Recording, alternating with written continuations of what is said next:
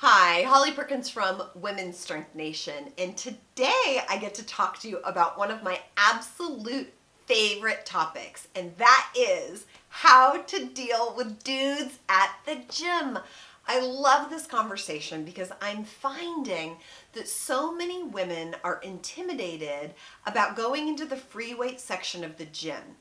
One reason is they're not quite sure what to do when they get there, and we deal with that topic in all of our other blogs on Women's Strength Nation, so make sure you check that out.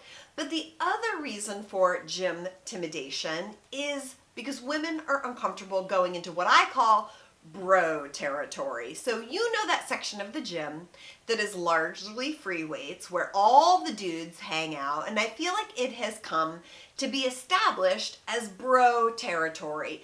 It's where the dudes are, it's where they're comfortable, and in some ways they sort of feel like it's their territory. And I don't want that to keep you from entering the playground. The free weight territory and the strength training equipment is so critical to your life and your health, and I'm committed to giving you the tools that you need to get over that intimidation factor. So here's the scoop. First thing that you want to remember is that there are two types of dudes in the gym.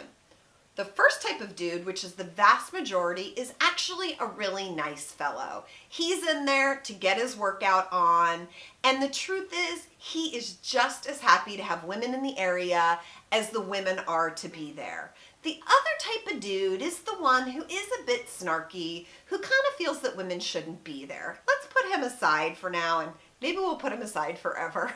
But the majority of men in the gym really are nice guys that are doing their things, and the truth is they're not used to seeing women in the free weight section.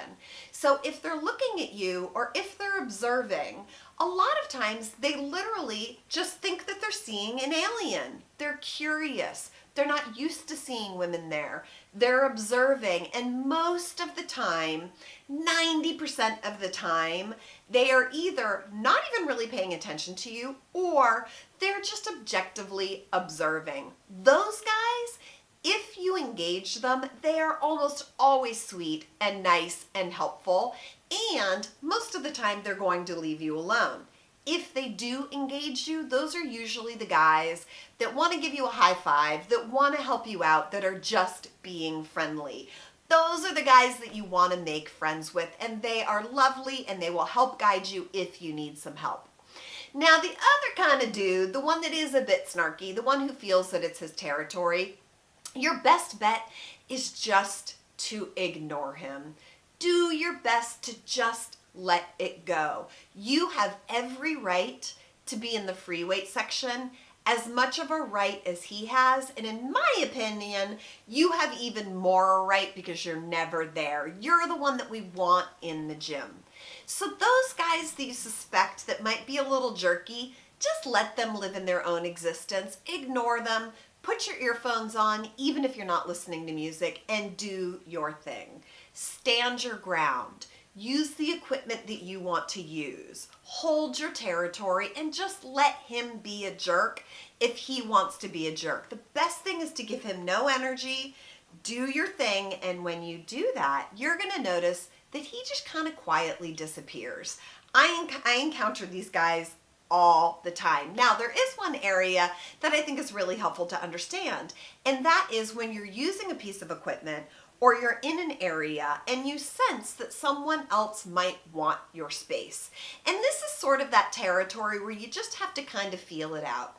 My opinion is, if you are using a piece of equipment or a bench or a set of dumbbells or an area, if you were the first one there, it is yours, and you are welcome to stay there as long as you please. And in my world, that's the rule, and you should feel absolutely fine standing your ground as much as you want. Now, there are some days when I don't mind sharing my space. I don't mind letting someone work in.